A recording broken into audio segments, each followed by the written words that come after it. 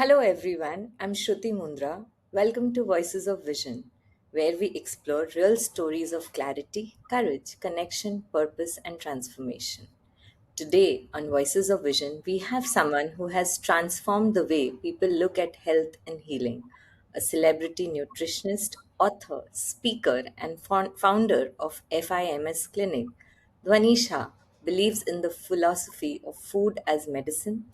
Through her no diet healing approach, she has impacted more than 25,000 plus lives across the world in more than 20 countries by helping people reconnect with their bodies naturally and sustainably.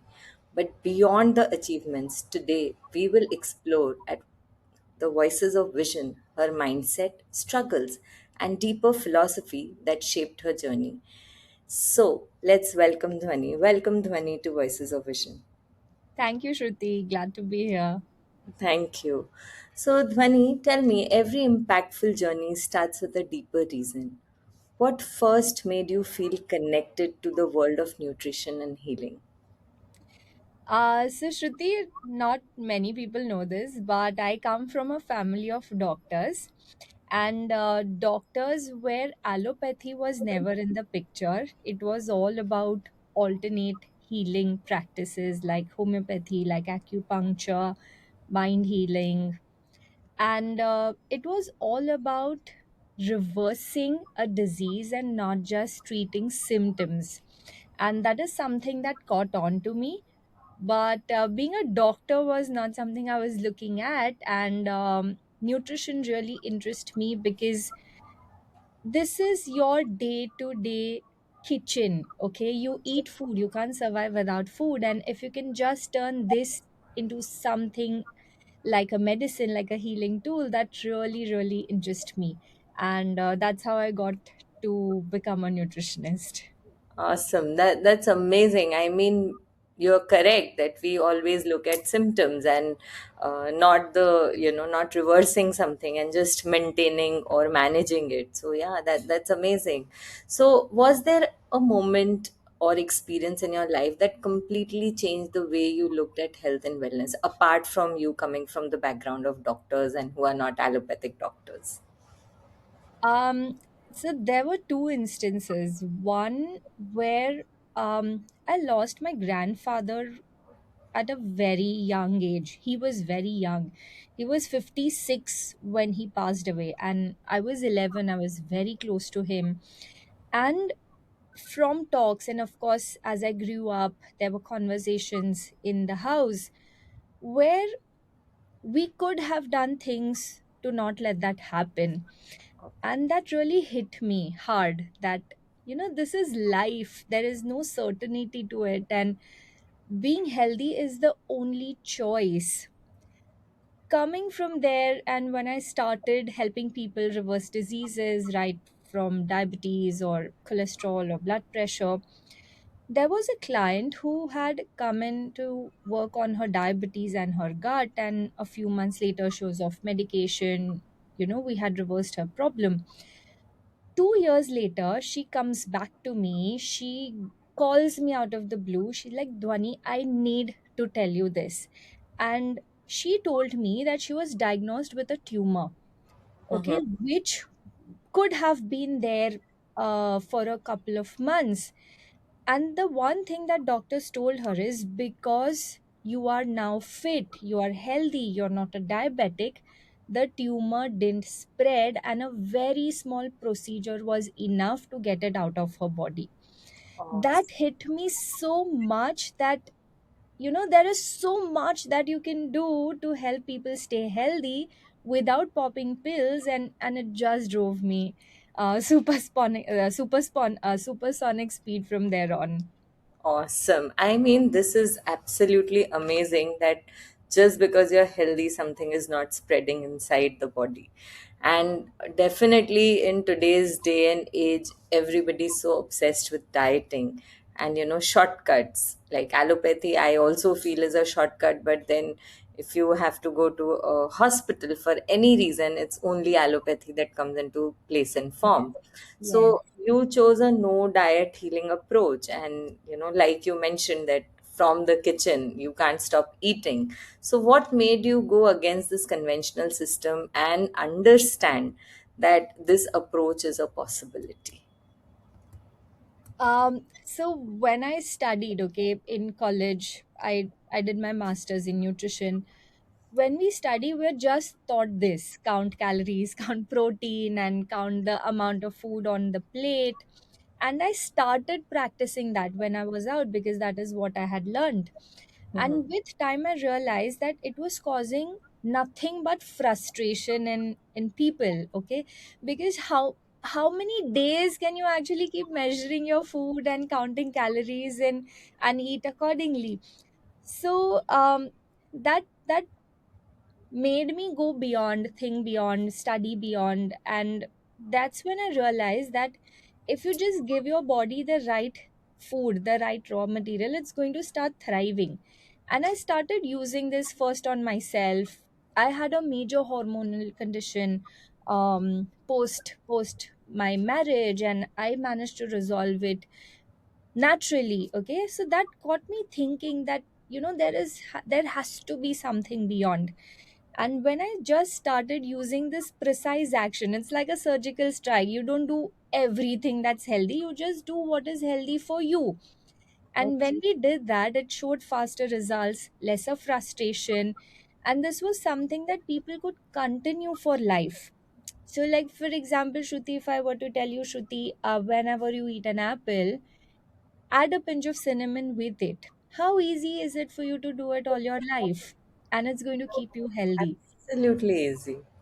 Yes, so this worked. This solved the problem of being on a diet, off diet, and the entire concept that frustrated people from eating good food and eating what their body needed. So, with this whole no diet approach, or eat whatever you like, is that also a possibility that you can eat what you like and you can still be staying healthy? So, again, the cheat diet in the dieting format is what I'm talking of. Is that like a possibility when we go in towards this? Absolutely. Absolutely. I mean, I love my desserts. I love my pizza. I don't stop eating them, and neither do I stop any of my clients from eating them. But one thing that I always tell them is when your body is healthy, okay, when it functions the way it should, you Mm-hmm. won't have cravings. Okay, like Oh. a simple example. The other day we went to celebrate my son's victory, okay, and he wanted to go out for an ice cream. I thought, let me have a bowl full, let me enjoy the ice cream. And I took a big scoop of ice cream. I ate two bites. I just could not go beyond. It was not because I was full or I didn't like it. I love ice cream, I love dessert, but I was content. I was enough. I didn't need more, and I gave it away. From coming from, I know, like maybe 15 years ago, 18 years ago, where I used to survive on desserts myself. So Oh. when your body is naturally healthy, it functions right, craving is a deficiency. So you will never crave beyond what you need, and you will not have to say, I cannot do this. You will say, I don't need to do this. And Oh. you don't come from that restrictive mindset. Wow, that's a very, very beautiful and different approach. I mean, your body is not craving and craving becomes a deficiency. That's a beautiful line that you've mentioned, and I think anybody who is you've worked with must have gone to that level and move forward. So people see the achievements today, but what were some struggles? Like, you're a very, very successful author and nutritionist and celebrity person. So what were the struggles, self doubts, or difficult phases that you faced while building your journey? Well, you're right. I've come a long way, but it took effort, it took sweat and blood to get here. I mean, Absolutely. I remember a time where uh, when I was new, fresh off, when I'd written my first book, that was 4 years into my practice already. When I'd written my first book, um, I I used to go to every school possible, every social club possible, every organization possible, and tell them that please allow me to give a small talk at your organization, at your school, at your club. And in the first year, I had done 200 such talks. Okay, so it drained me out.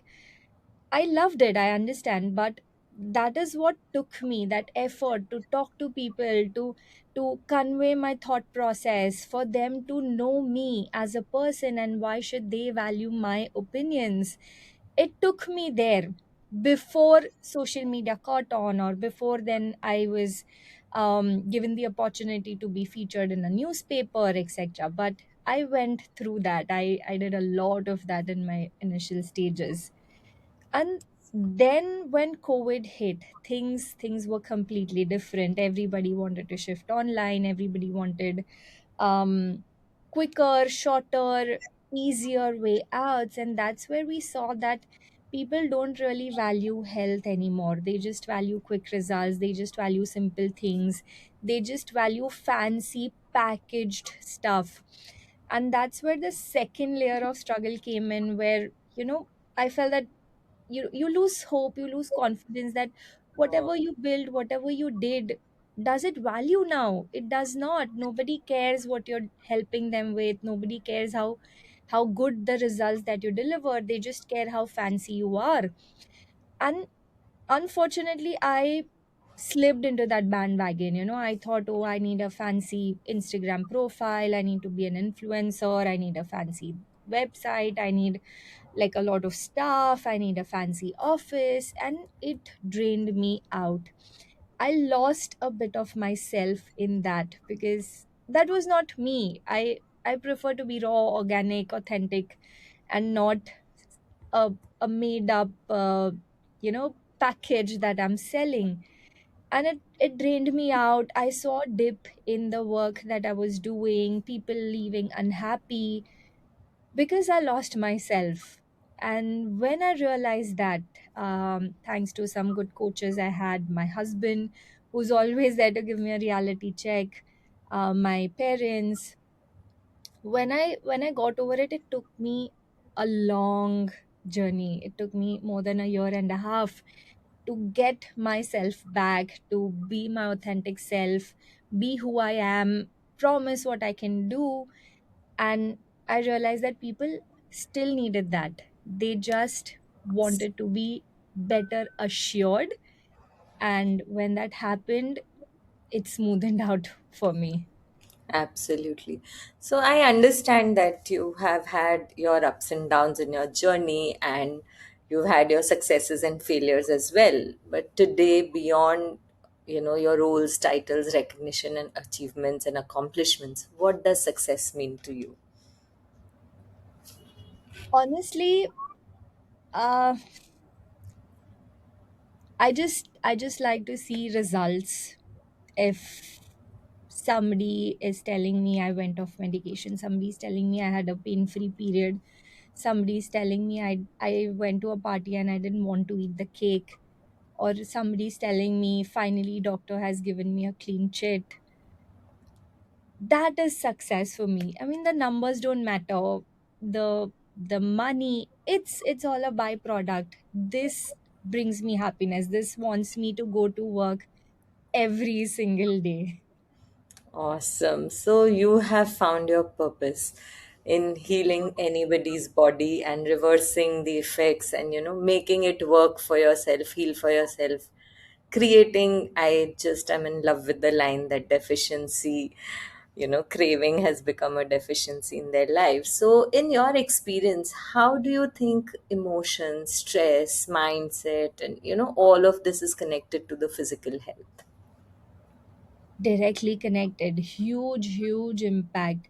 I mean, to an extent that a part of the work that I do subconsciously involves working on their mindset, or working on their stress levels, working on the irritability, the short temperedness, because that affects their gut, it affects their liver, it affects their heart, everything in the body. In fact, a lot of studies have proven that there is an emotion attached with each organ of the body. Like anger affects the liver, and fear affects the kidney, sadness affects the lungs. So if somebody comes to me with that concern, I will definitely be asking them to work on that particular emotion or the mindset in whichever way they have to. But it's very integral, and unless they do that, their body is never going to be whole again.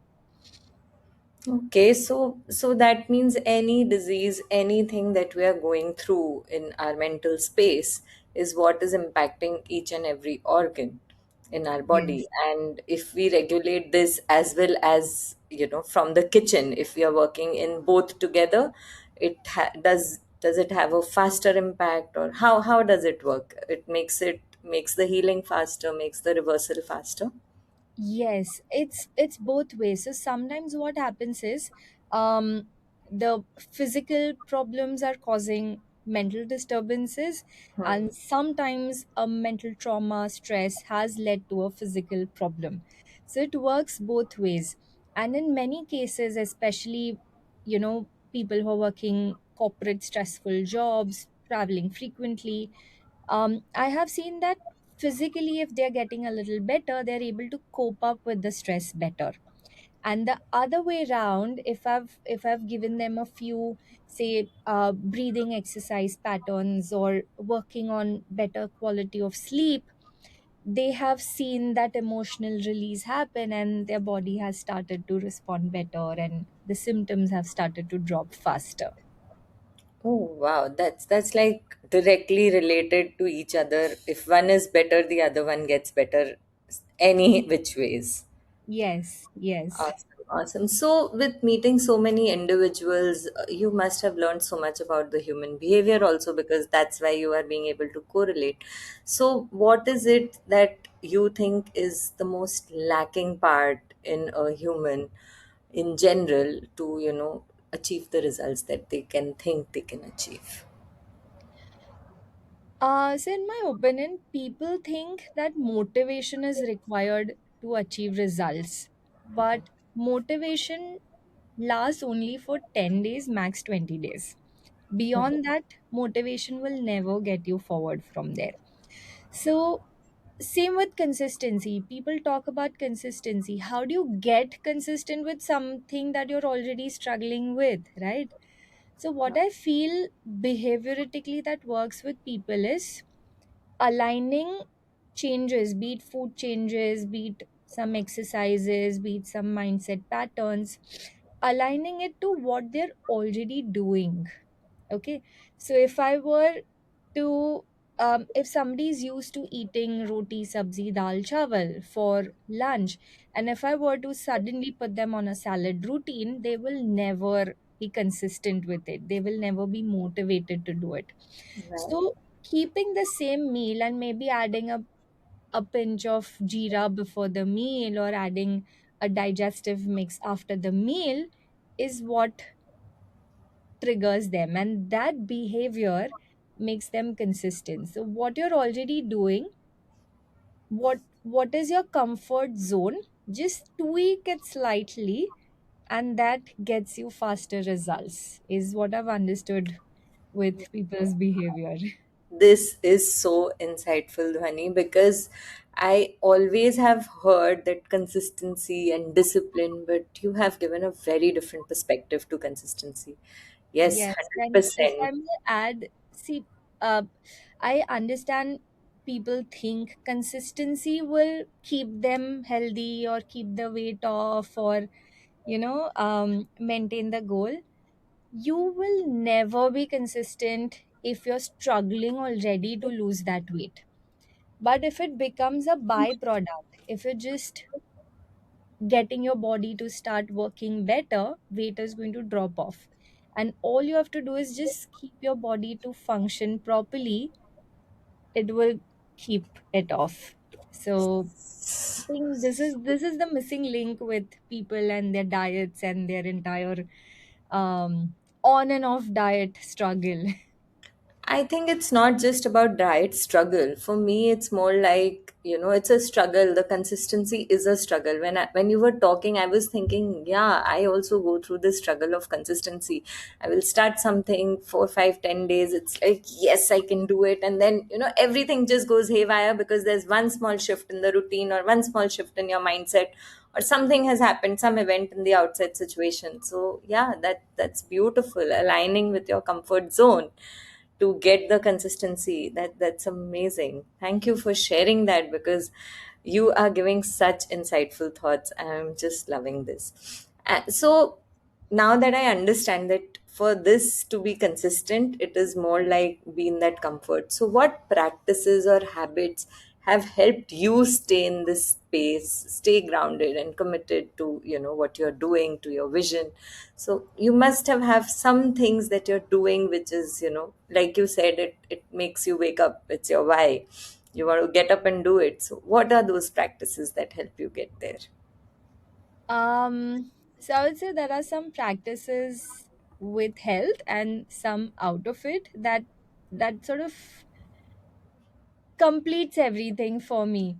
So I have been a musician. Okay, I've learned to play the piano, I used to teach.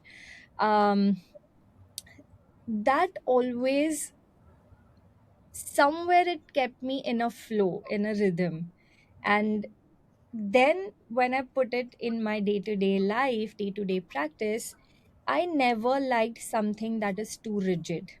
So I always, if I'm going out, if I'm going for a vacation, if I'm going out for a dinner, I will never be sitting down and I'll say, okay, I'll have my plate of salad and then I'll eat protein. And no, I'll enjoy the food there. I like fluidity, and because of which I can always come back to what I'm doing, allow myself that little fluidity. So this is a very comfortable pattern that I have found myself. The second thing that I've learned is, see, working out, I don't like consistency. Okay, I like things different, I like new things happening. um so if I would go to a gym for 1 year, I would then go and play a sport, or I would then go and do yoga, or I would then go swimming. I don't like the consistency. So I have found out that when I go for my holidays, I don't opt for sightseeing holidays. I mean, in my mind, I think, when I'm like 65, 70, I can do that. So for now, I know it's funny, but yeah, in my head, I think, बुढ़े होंगे तब कर लेंगे. So right now, I mean, both me and husband want that we plan our holidays around adventure spots. So we go skiing. I mean, I'm a I'm a certified diver. I ski. My husband used to surf while I go skiing, diving, etc. So we try to get our holidays around spots, or when where there's hikes, or where we can go biking. So Oh, that is something that always physically keeps me active. Mentally, it really helps take off the steam, and you're still enjoying like good beauty, good holidays, and I mean, having a good vacation. So awesome. I yes. think, when you were talking about piano and music, what came to my mind was, there are those seven surs that we talk of, Yeah. and they can create music in so many different shapes and forms. So that's the fluidity. I think that's so beautiful. I mean, the Yeah, seven fluidity. source, seven colors of nature, seven tastes in the body. I mean, there's a lot of seven. There is a lot of 7 days of a week and seven Yes. oceans. So yeah, there is. I mean, yeah, that's beautiful that you are in that flow and journey all the time, trying new things, learning new things. Amazing. So any transformation story? Yes, you've mentioned one already, where this person came and said that because my body is healing and doing its work, but any other transformation story that deeply touched you and reminds you every time that what made you start what you started? So there was this client that I'm even working with currently. He came to me, I think, 8 years ago, 10 years ago. Back then, he had fatty liver, he wanted to lose weight, and we completed that process back then. And he sort of went on a maintenance, and we had completed the program. He came in last year um, with a fibrosis of the liver. Okay, that is a lot more damage to the liver. For people who don't know, the cells have been damaged. Mhm. And because that is my area of expertise, working on the liver, and liver is the only organ that can be 100% regenerated. So I took the case in, and we started work. And he was already in 3-digit weight wise. It was at a 28 to 30% damage that his liver had. Now 7 months down the line, if you look at his weight, it had dropped by about 7 kilos, 6 to 7 months down the line. And he was very worried that I've not lost weight. I don't know if my liver has been corrected, that fat is out, all of that. And I was continually telling him that it's what happens inside that matters the most, and not just on the scale. And please keep doing what you have to do. And when he went for the scan, this 6 months later, and his doctor had told him that if there is no change, he was to put him on a very strong drug. Okay. Okay. His scan showed 2% fibrosis from 30% in six, Wow. 7 months.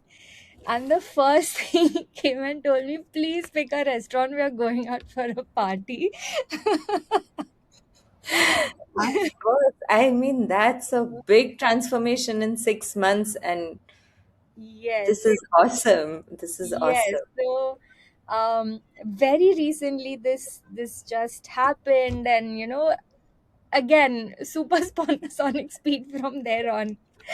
Do what you're doing. I know what works for the body. I told him when he came in that it is not your liver that is the problem, because I do this Mm. analysis, etc. I told him it's not this, it is actually your heart that is the problem, and we need to work on it so that your liver also starts working. And he said, nahi, nahi, liver, liver, liver. I said, okay, we'll do the liver, but let me do what I have to. And subtly, I was working on strengthening his heart. And I know whatever we did worked. It showed in the reports. He was off medication. Doctor was very happy. He said, now don't come to me for 2 years. Absolutely. I mean, so this is so wonderful that you're taking into consideration not just one part when someone comes with you and trying to find the deeper reasons, and like you already said that you're not just working on symptoms but wanting to work on reversal and body healing itself. So Right. I understand this is the mission of your life, this is the purpose of your life, but is there any larger mission that you want to create through your work?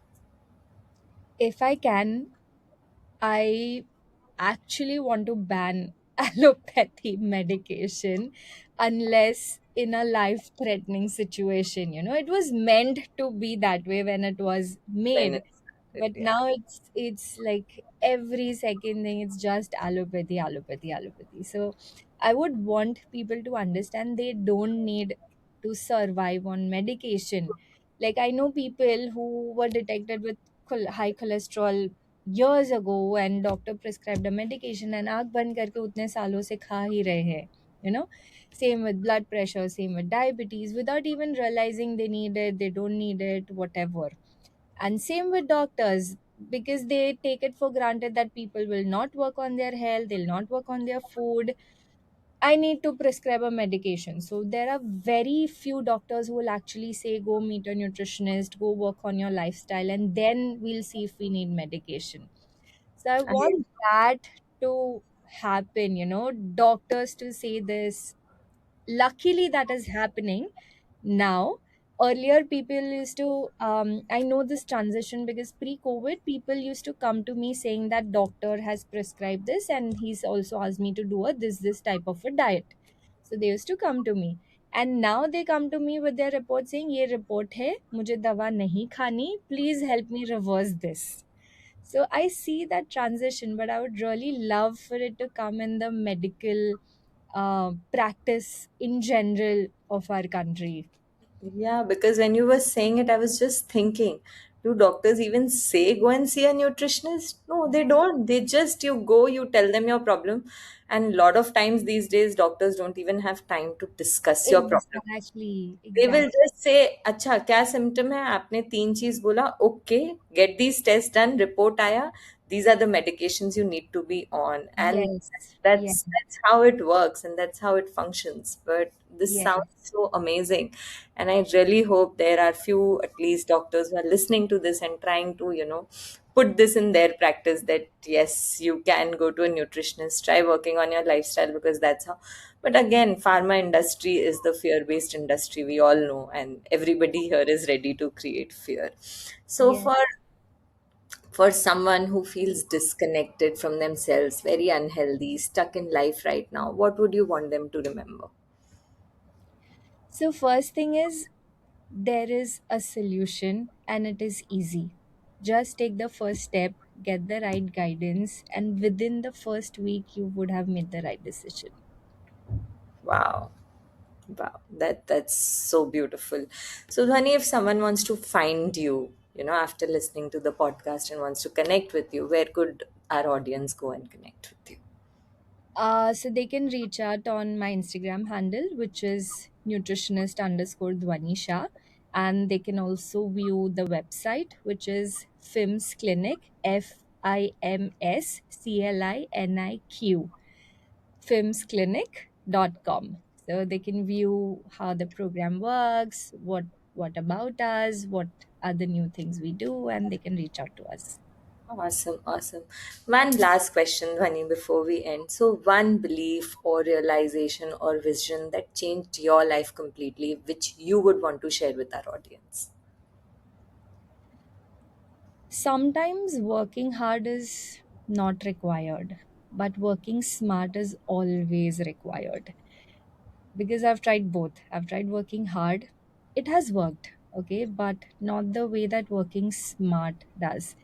And working smart just makes life easier, gives better results, health, wealth, prosperity, everything. And you can just keep going at it day in and day out. Wow, I think that that's a very, very insightful thought that, we are always told work hard, work hard, work hard. Nowadays, this work smart concept has come, but nobody gives that clarity of what working smart means.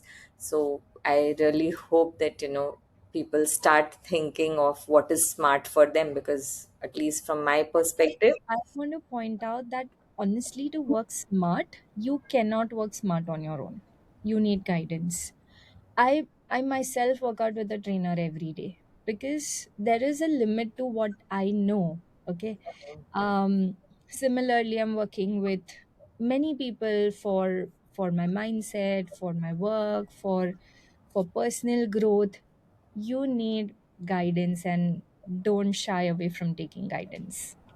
awesome. I think that makes it easy to understand what working smart means. So find the right That's person. actually work smart. Take guidance and do it quicker.